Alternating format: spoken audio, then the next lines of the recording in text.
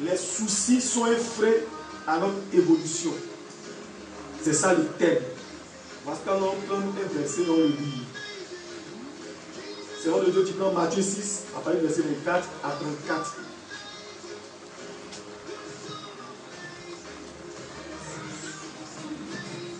Matthieu 6. Verset 24 à 34. Exactement. Nul ne peut servir deux maîtres, car où il haïra l'un et aimera l'autre, ou il s'attachera à l'un et méprisera l'autre. Vous ne pouvez servir Dieu et Mammon. C'est pourquoi je vous dis, ne vous inquiétez pas pour votre vie de ce que vous mangerez, ni pour votre corps, de quoi vous serez vêtus. La vie n'est-elle pas plus que la nourriture et le corps plus que le vêtement? Regardez les oiseaux du ciel. Ils ne sèment ni ne moissonnent. Et ils n'amassent rien dans des greniers. Et vos Pères célestes les nourrit. Ne valez-vous pas beaucoup plus que... Qui de vous, par ses inquiétudes, peut ajouter une coudée à la durée de sa vie? Et pourquoi vous inquiétez au sujet du vêtement? Considérez comment croissent les lits des champs. Ils ne travaillent ni ne filent. Cependant, je vous dis que Salomon même, dans toute sa gloire, n'a pas été vêtu comme l'un d'eux. Si Dieu revêt ainsi l'herbe des champs qui existe aujourd'hui et qui demain sera jeté au four, ne vous vêtira-t-il pas à plus forte raison, gens de peu de foi? Ne vous inquiétez donc point et ne dites pas, que mangerons-nous? Que boirons-nous? De quoi serons-nous vêtus? Car toutes ces choses, ce sont les païens qui les recherchent. Votre Père céleste sait que vous en avez besoin. Cherchez premièrement le royaume et la justice de Dieu, et toutes ces choses vous seront données par-dessus. Alléluia. Amen. Gloire à toi, Seigneur des Seigneurs. Gloire à toi, Jésus-Christ de Nazareth. Tu utilises ton serviteur, tu l'effaces et toi-même tu parles au travers de lui. Que ta gloire se manifeste au nom de Jésus-Christ de Nazareth. Tu es vivant. Frères et sœurs, l'inquiétude est un véritable frein à notre évolution spirituelle et matérielle. Quand on s'inquiète, Dieu estime que nous aimons l'argent plus que lui. Nous aimons le diable plus que lui. Car aimer l'argent, c'est aimer le diable. C'est une idolâtrie. Quand on aime l'argent, on aime Satan. Voici pourquoi il est important qu'on ne s'inquiète pas. On s'est tellement inquiété pour notre situation. On s'est tellement inquiété pour notre vie, mais notre vie n'a jamais changé. Il y a quelqu'un qui pense que c'est parce qu'il s'inquiète que les choses évoluent. Or, c'est faux. L'inquiétude est un frein à l'évolution spirituelle et matérielle. Si tu t'inquiètes, Dieu ne va pas agir dans ta vie. Il faut confier ton soi à l'Éternel et il agira. Il faut avoir confiance en l'Éternel. Il a dit, demandez, vous recevrez. Mais c'est bizarre. Quand on est dans un problème, quand quelqu'un est dans une situation, quand le chrétien est dans une situation, il pense que c'est quand il va s'inquiéter que Dieu va agir. Or, c'est une erreur fondamentale. Dieu veut qu'on apprenne à compter sur lui. Regardez un peu comment Dieu agit au travers de son peuple dans le désert. Il les a conduits et de façon progressive, il les nourrissait. Il les nourrissait au jour le jour. C'est comme ça que Dieu veut qu'on se comporte souvent. Il faut qu'on apprenne à compter sur Dieu. Voici pourquoi il est important que tu donnes véritablement ta confiance au Seigneur. Parce que l'amour de l'argent est un frein. L'inquiétude est un frein à l'évolution spirituelle, à l'exaucement de Dieu. Dieu veut t'exaucer, mais Dieu te révèle ce matin que c'est ton inquiétude qui fait qu'il ne t'exauce pas.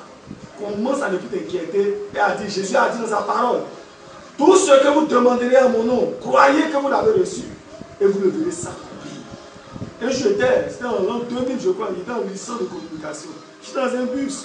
Je priais dans mon cœur. J'accompagnais mes nièces chez mes grandes sœurs à Koumassi. Et pendant que j'étais dans le bus, il y a un gars qui était derrière moi, qui voulait me voler. Moi, je m'inquiétais de rien. Je n'avais pas grand chose dans ma poche. Lui, peut-être qu'il voyait grand chose. Il n'avait que 200 francs dans ma poche. Mais lui pensait qu'il y avait grand chose. Mais depuis qu'il a commencé à penser à me voler, moi, Dieu me permettait de voir dans son esprit. Et toute la structure de sa pensée. Pendant qu'il pensait vouloir me voler, Dieu me montrait sa pensée. Et dès qu'il voulait mettre sa main dans ma poche, je lui ai dit, il y a longtemps, mon ami, que je te vois. Il y a longtemps qu'il te voit. Ouais, pendant que moi, je ne m'inquiète pas, Dieu lui s'inquiète pour moi. Dieu lui s'inquiète pour moi parce que je ne m'inquiète pas. Je ne me soucie pas de quelque chose, je ne fais que prier Dieu. Mon esprit est connecté à Dieu.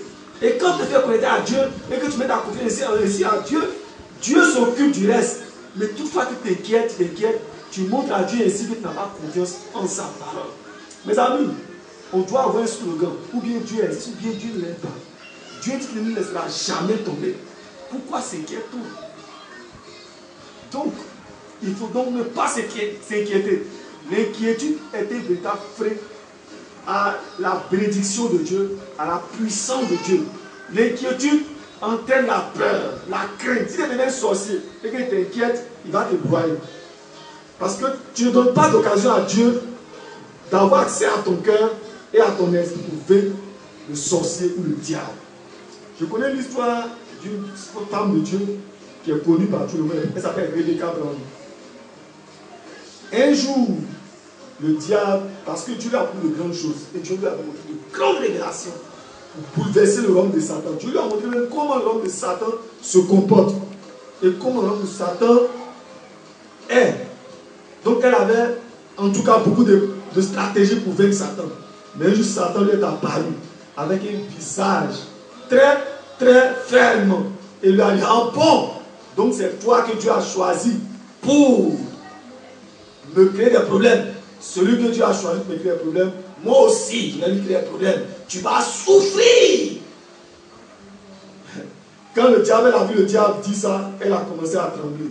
Elle a commencé à s'affaisser, elle a commencé à tomber. Et Jésus s'est apparu derrière elle et il lui a dit, et Jésus-Christ l'a arrêté. Jésus-Christ l'a attrapé par derrière, il a dit, la seule âme du diable, c'est le doute, c'est la peur, c'est l'inquiétude. C'est cela. C'est le secret de la victoire. Quel que soit le problème dans lequel tu es, fais confiance au Seigneur.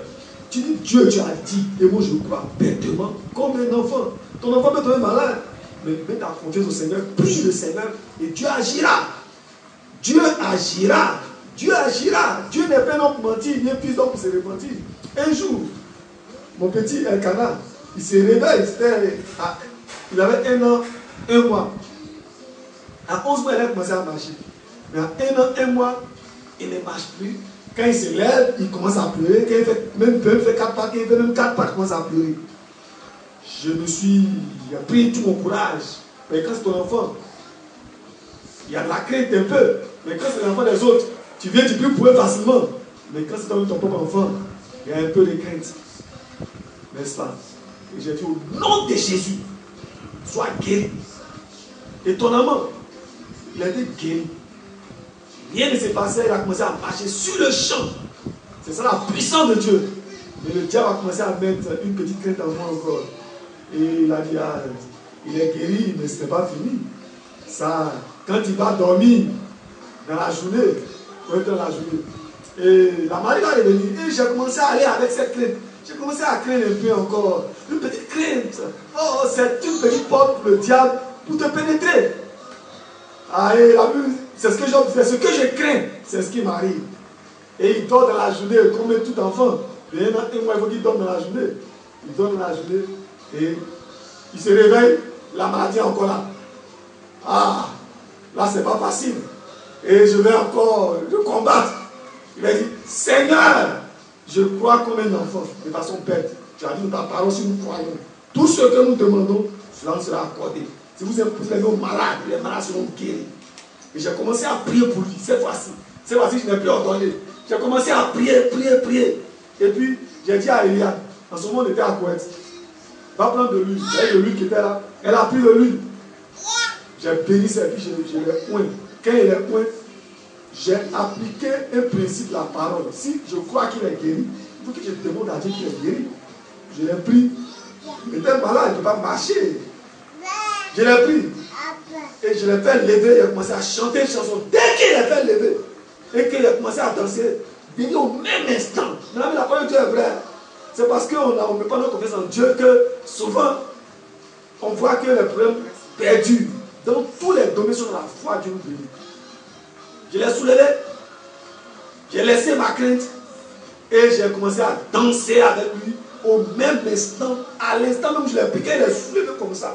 Il a commencé à danser avec moi. Il a été guéri sur le champ. Le diable voyant notre fermeté, il a même dit, résistez au diable avec une foi ferme et il fuira loin de vous. Si tu résistes au diable avec une foi ferme, il va fuir loin de toi. Mais tant que le diable va ouvrir une petite porte, une petite crainte, une petite inquiétude en toi, le diable utilise cela pour dire à Dieu, voici, il ne croit pas, mais crois. Mais Dieu a l'épreuve, dit, je crois Seigneur, voici je le fais. J'ai lu le témoignage dans un livre, ce témoignage que je vais vous raconter, dans un livre. Le livre, c'est un livre que Okudia a fait l'affaire. Il parlait d'un pasteur, le pasteur Biroum. Dans son livre, il a dit que le pasteur Biroum était malade et était atteint par la fièvre. C'était même dans les années où 1900 ou 1900, je crois, où même la fièvre n'avait pas encore, il n'y avait pas encore de médicaments pour la fièvre, la seule fièvre que nous avons. Et donc, l'homme de Dieu est tombé malade. Et il a dit, Seigneur, donc je vais mourir. Parce que déjà dans l'église, il y avait 5 personnes qui étaient déjà mortes de la fièvre. Et il dit, Seigneur, je vais mourir, moi qui te sers. Et pourtant tu m'as appelé. Je crois en ta parole dit, si nous gardons tes commandements, tout ce que nous demanderons, cela nous sera accordé. Si nous demeurons en toi, tout ce que nous allons demander, cela nous sera accordé. Comment se fait-il que, Seigneur, je sois malade et que je meure?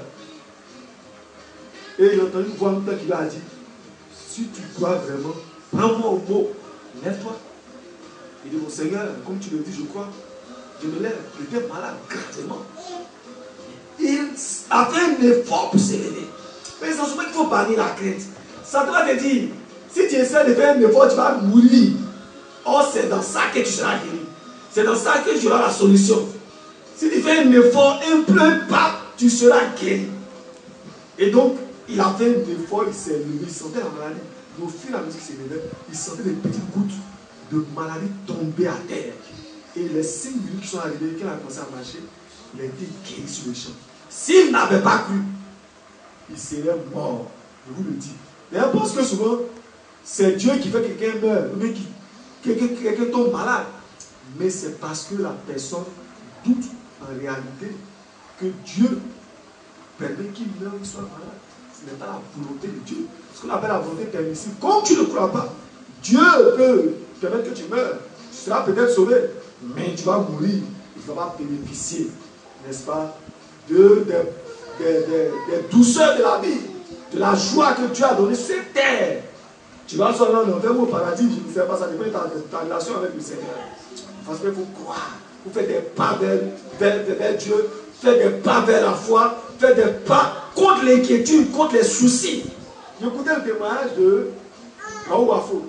Il dit, il était encore étudiant dans une école théologique. Ils étaient, je crois, en Afrique du Sud. Et on a amené de préparer des thèmes. Et lui, Dieu lui a dit, prépare, parle de la foi. Parle de la foi.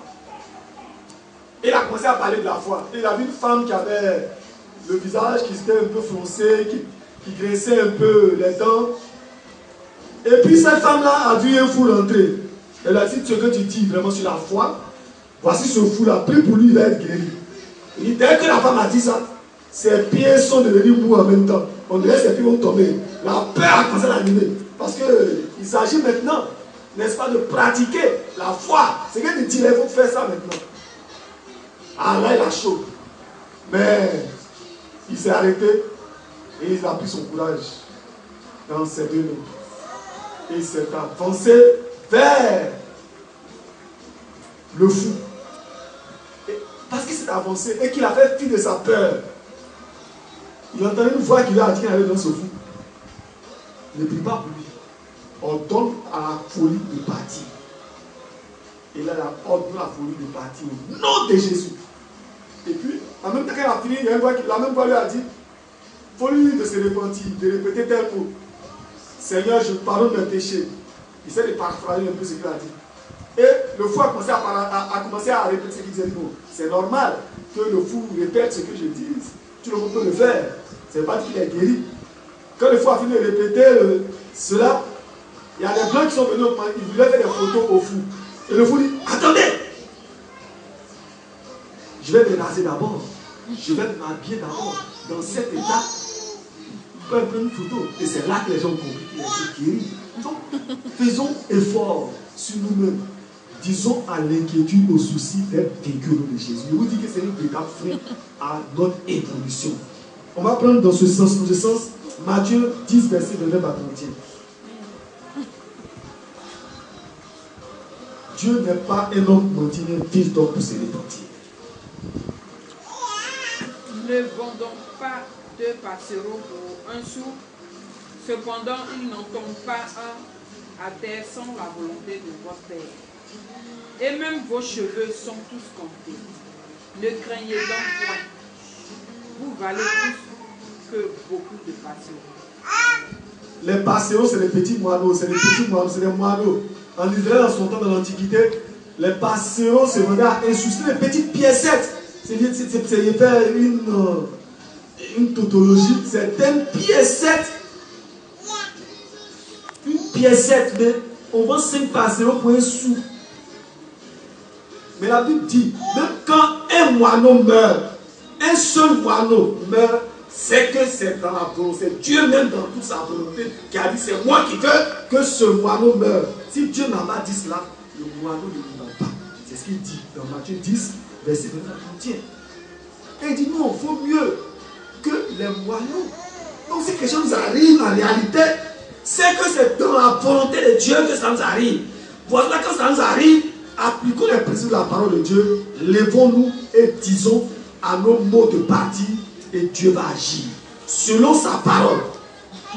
Au lieu de nous inquiéter et de permettre encore, n'est-ce pas, à la maladie, à la pauvreté, à la misère, au péché, aux problèmes de nous envahir. Il faut dire, Dieu a dit telle chose et moi je crois en cela. Moi je dis que cela ne m'arrivera pas. Moi un jour je dors, je rêve, et dans le rêve, j'ai été attaqué. Et je me sentais mal dans le rêve. Je me réveille, je vois que c'est la réalité. Mais j'ai lu tellement les livres de la foi. Il dit, ce n'est pas mon nom de Jésus qui t'arrive. C'est sur le principe. C'est ce que tu crois qui t'arrive. Quand j'ai dit que ce n'est pas mon nom de Jésus, au même instant, ce n'est pas l'instant d'après.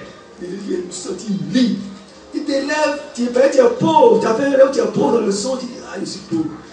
En fait, Satan veut que tu valides quelque chose. Et dès que tu valides cela, cela commence à pénétrer toute ta vie. Satan te propose des choses dans les rêves. Et dès que tu valides en même temps, ça agit dans ta vie. Que ce soit les rêves. Ce n'est pas les rêves qui nous ont fait. C'est la parole de Dieu.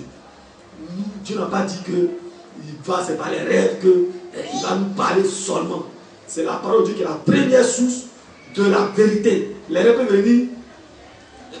peuvent venir appuyer, renforcer ce que Dieu a dit. Mais si un rêve vient et va contre la parole de Dieu, dit que ça n'est pas de Dieu. Ce n'est pas le souhait de Dieu qu'on soit pauvre. Ce n'est pas le souhait de Dieu qu'on soit malade.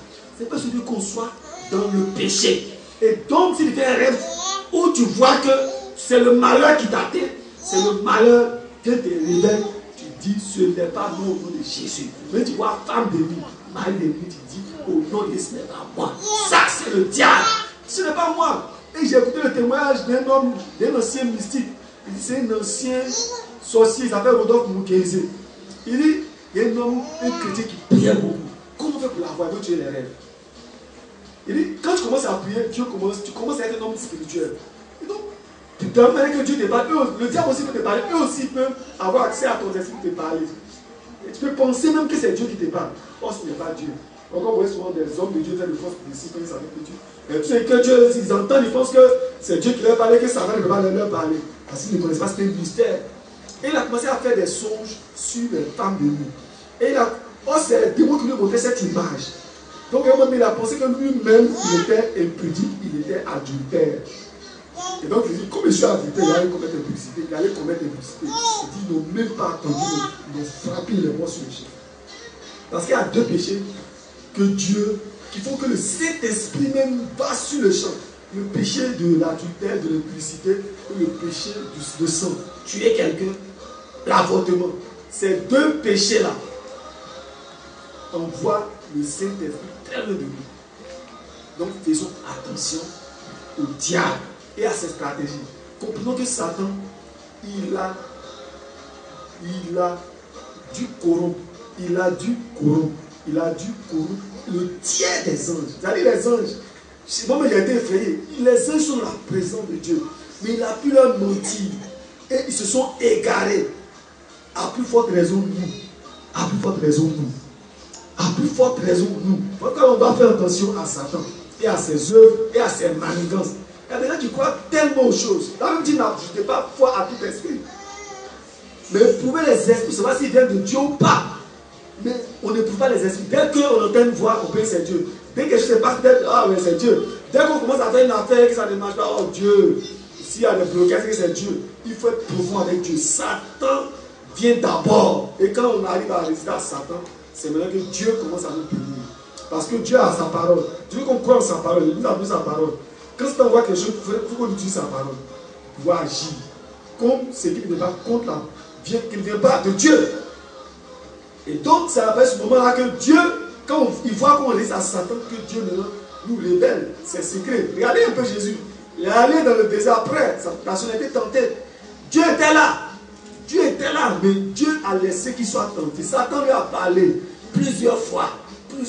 Il a résisté. Et qu'il a suffisamment résisté, selon la parole de Dieu qui est écrite, c'est en ce moment que les uns sont venus pour le servir et l'adorer. C'est ça. Donc, il faut qu'on résiste à Satan, selon la parole de Dieu qui est là. Il nous a donné cette parole-là. Ne disons pas autre chose. C'est en ce moment-là que Dieu nous bénit. Et voici pourquoi Dieu, dans Psaume 113, verset 7, il dit ceci, il faut lire. Psaume 113, verset 7. De la poussière, il retire le pauvre. Du fumier, il relève l'indigent. Exactement. Parce que Dieu dit qu'il va nous relever de la pauvreté, nous relever de notre péché, nous relever de notre maladie, nous relever de notre situation dans laquelle nous étions, où nous sommes. Parce qu'il nous dit, ce n'est pas la volonté de Dieu que l'on reste pauvre. Je ne crois pas à deux types de messages. Les messages qui disent qu'on est chrétien et on doit rester pauvre. Les messages qui disent aussi qu'on doit forcément être riche. C'est-à-dire, les deux extrêmes là, je ne crois pas à ces deux messages. Un chrétien, il doit souffrir, mais il ne doit pas rester finalement misérable. Parce qu'il reflète la gloire de Dieu. Dieu doit à un moment donné le bénir. C'est normal qu'on souffre, à un moment donné, c'est normal qu'à un moment donné Dieu nous élève. Parce qu'on reflète la gloire de Dieu. Pour que Dieu, par notre vie, n'est-ce pas, Dieu puisse toucher les gens. Par notre vie, Dieu puisse toucher les gens. Un chrétien qui est malade et qui n'est pas guéri, ce n'est pas normal. J'ai vu un monsieur qui a fait l'église baptiste, œuvre et mission. Il s'est marié à très longtemps, mais il n'a pas d'enfant encore. Je l'ai vu, ça fait peut-être 2 semaines, il a dit, ce n'est pas la volonté de Dieu que tu n'aies pas. Ce n'est pas la volonté de Dieu que tu sois stérile, que tu n'aies pas d'enfant. La volonté de Dieu, c'est que tu aies des enfants. Et je l'ai galvanisé, il m'a dit. Et lui m'a dit, l'année prochaine, je te dirai que j'ai enfanté, que j'ai un enfant. C'est cela. Ce n'est pas la volonté que quelqu'un soit dans les malheurs continuellement.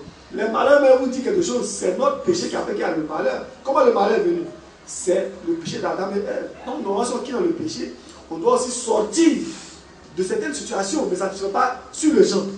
Parce qu'on accepte que quelqu'un souffre. Mais un chrétien qui a fait peut-être 20 ans de chrétienté et qui a encore une misère, ne dit pas son nom, qui n'a même pas mangé, c'est que c'est une malédiction, c'est un péché, c'est un démon qui fait cela. On doit l'emmener à changer de vie. C'est cela. Il ne peut pas être chrétien qui est malade pendant toujours. C'est parce que c'est Kenneth Hagin, c'est l'homme de Dieu que Dieu a béni et que Dieu a guéri dans les années 1930. Il est mort en 2003 avec 88 ans sans maladie.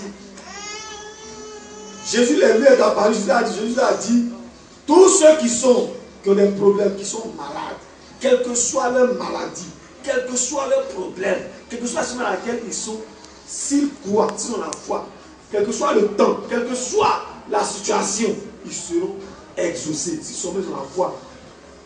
Or, la foi, ce qu'il a dit, ce sont les actions. Quand il dit la foi, il dit, je crois que Dieu peut me guérir, par exemple, et puis tu es toujours couché. Tu dis, je crois que je marche, et puis tu es encore, tu te dis, tu es assis encore, c'est que tu ne crois pas. Et dans la Bible, il y a un gars qui était venu vers Jésus. Jésus lui a dit, et il a la main sèche. Jésus lui a dit, étends ta main. Il a la main sèche. Déplie ta main. Il pouvait dire à Jésus, mais je ne peux pas déplier ma main. Ma main est sèche. Qu'est-ce que je vais faire? Toi-même, déplie là. Mais lui, il a fait ce que Jésus a dit de faire. Il a fait, il a essayé. Et sa main s'est dépliée. Essaie simplement et Dieu fait le reste. Essaie simplement et Dieu fait le reste. La foi, nous qu'on dit, c'est Dieu qui donne cette foi. Je vous dis, comme quelqu'un était étudiant, j'avais des problèmes. Et j'ai demandé à Dieu de m'exaucer pendant des mois et des mois. Mais Dieu ne m'a pas exaucé. J'étais sur le campus de Boaké. Mais j'ai compris qu'en fait, même la foi, c'est Dieu qui donne ça. Je marchais, j'étais fatigué par mes problèmes. Et pendant que je marchais, j'ai dit, il faut que Dieu me parle audiblement maintenant. Parce que je suis fatigué. Et puis quand je me suis dit, il faut que Dieu me parle, si Dieu existe, que Dieu me parle. En même temps, je me suis écrit moi-même, mais si Dieu existe, c'est normal. Et c'est évident que Dieu me parle. En ce moment, ce n'était pas encore la foi. Mais j'ai découvert en fait que si Dieu existait, il faut qu'il me parle. Au même moment, c'est comme si cela m'a été donné. Et j'ai vu, je croyais que Dieu me parlait. Ça, j'ai reconnu que c'était donné par le Saint-Esprit, cette manière de voir la chose. Et cette action-là, c'est cette démarche que j'ai faite qui a permis que Dieu me donne la foi. Et j'ai cru que Dieu me parlait. Au même moment, Dieu m'a donné une vision. Et où il me parlait. Et cette vision-là est visée dans le monde physique. J'ai m'entendre avec Dieu audiblement. J'ai posé ce jour avec Dieu. Et moi-même qui étais chrétien depuis longtemps, je me suis dit, en bon, donc Dieu existe. Donc c'est cela, la puissance de Dieu. C'est cela, la force de Dieu. Dieu nous exauce et Dieu nous fait sortir. Tu marcheras, n'est-ce pas, comme un roi. Tu seras assis sur un cheval. Tu ne seras plus misérable sur le plan spirituel, sur le plan physique, sur le plan matériel. La Bible dit que ton âme prospère à tout égard. Prospère à tout égard, dit la Bible. Il faut donc que tu prospères à tout égard. Quand Élisée est mort, parce que nous sommes à l'image de Dieu, ils l'ont enterré. Ils l'ont enterré. Il a été enterré. Et il y avait la guerre en Israël. Israël combattait contre un ennemi. Et il y a un militaire, un combattant israélien qui est mort. Dans la précipitation, comme il y avait la guerre, que ça chauffait, ils l'ont jeté dans la tombe d'Élisée.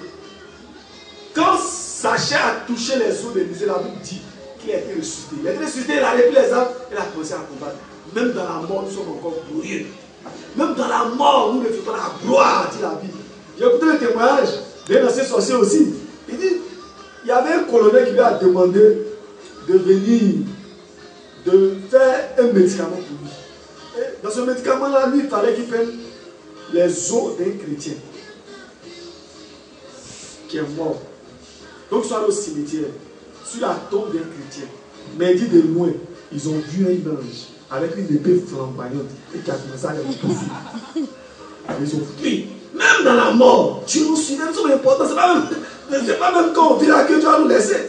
Dieu est avec nous dans la mort, dans la vie, donc dans tous les domaines. Dieu est avec nous. Il va dire qu'il y a des chrétiens qui disent non, Dieu est avec nous seulement pour le péché. Dieu est avec nous pour nous libérer du péché. Un chrétien qui est chrétien et qui vit dans le péché, il n'est pas chrétien. Parce qu'il y a des gens qui le disent. Ouais, c'est l'esprit, mais pas le corps. Si Dieu ne peut pas sauver ton corps, c'est qu'il ne t'a pas encore sauvé. Tu dois, quand tu es libre du péché, tu es libéré, tu es rempli du Saint-Esprit. Dieu te permet de pratiquer sa parole au nom de Jésus-Christ de Nazareth. Dieu te permet d'obéir à sa parole. C'est ça la puissance de Dieu. Mais tu es chrétien, tu vis dans l'impudicité, dans le vol, dans le mensonge, dans l'adultère, et tu dis non, c'est l'esprit. C'est l'esprit qui compte. Ce qui s'exprime, Ça vient de l'esprit. Et toi, tu continues de pécher. Celui qui vit dans le péché est mort, quoi qu'il vivant. Voici pourquoi Dieu doit nous bénir sur tous les plans. Sur le plan spirituel, sur le plan physique, maintenant, tous les domaines de notre vie. Quand Jésus est venu, il y avait des lépreux qui ne travaillaient pas, qui étaient rejetés par la société. Dans l'Antiquité, comme ça, quand tu es lépreux, on te rejette, on te jette dehors, on te met dehors. Même si tu es roi, il est roi, il était roi. Pendant qu'il était roi, il était lépreux. Au même moment, dès qu'il était lépreux, il a été mis hors de la société. Mais, donc, dans l'Antiquité, la lèpre était considérée comme une malédiction. Et ceux qui étaient lépreux étaient mis hors de la société de peur qu'ils ne contaminent les autres et que les autres ne soient maudits comme eux. Donc, ils étaient mis hors de la société. Mais quand Jésus est venu, qu'est-ce qu'il a fait? Les lépreux, il les a guéris. C'est dans quel but? De les ramener dans la société pour qu'ils puissent travailler, pour qu'ils puissent vivre comme les autres. Donc Dieu aussi donne du travail. Dieu donne la bénédiction. Dieu donne toutes choses. Dieu est riche. La Bible dit l'or et l'argent appartiennent à Dieu. Donc mes amis, il ne faudrait pas qu'on s'inquiète pour avoir cela. Disons à Dieu, tu as dit que l'or et l'argent t'appartiennent. Donc moi j'attends cet argent. Que dois-je faire pour avoir cet argent? Dieu veut t'inspirer une idée de travail, une idée, une activité. Voici pourquoi nous devons avoir confiance en l'Éternel, parce qu'il est vivant, parce qu'il est grand et parce qu'il est Seigneur. Il n'a pas changé. Il est le Dieu des dieux. La Bible dit c'est l'étoile brillante du matin. L'étoile brillante du matin, ça veut dire quoi? L'étoile qui brille le matin, quand tu te lèves, il y a une étoile qui brille. Quand cette étoile brille sur toi, quand tu touches quelque chose, ça marche. Toutes les malédictions que Satan avait lancées sur toi, c'est vaincu. Parce que le Dieu que tu adores est l'étoile brillante du matin. Cette étoile-là brille sur ton front. Cette étoile-là brille dans ton cœur, brille autour de toi. Et tout ce que Satan a programmé contre toi, Dieu, n'est-ce pas, détruit cela. On va prendre Joël 2, le verset 25. Joël 2, verset 25. Je vous remplacerai les années qu'ont dévoré la sauterelle. Le Gélec, le Asile et le Gaza. Ma grande armée que j'avais envoyée contre vous. Donc Dieu dit qu'il va remplacer notre année, les années mauvaises, c'est une promesse divine et il faut saisir cela.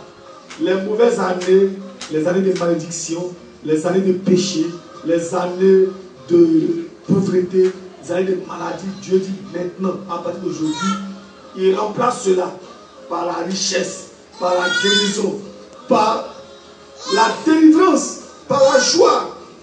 Tu es libre de toute oppression. Tu es libre de toute captivité. Tu es libre de toute maladie, de toute misère, de toute pauvreté. Ta vie change au nom de Jésus. Amen. Dieu transforme ta vie. Ton foyer est restauré. Dieu bénit tout ce que tu as. Tout ce que ta main touche, désormais ça marche au nom de Jésus. Car c'est Dieu qui l'a dit.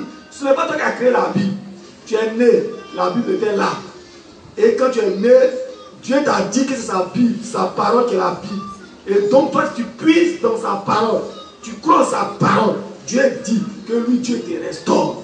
Ce n'est pas toi qui l'as créé, c'est toi qui as créé cette parole-là. Donc crois simplement cette parole et tu verras les choses agir pleinement dans ta vie. Et tu diras, oui, réellement Dieu existe et Dieu est dans sa parole. Car nous, on n'adore pas un Dieu mort. On adore le Dieu qui est vivant, le Dieu qui est Seigneur. Notre Dieu n'est pas mort. Si le Dieu des autres est mort, nous, notre Dieu est vivant. Et si il est vivant, il doit agir. Ou bien Dieu agit, ou bien il n'agit pas.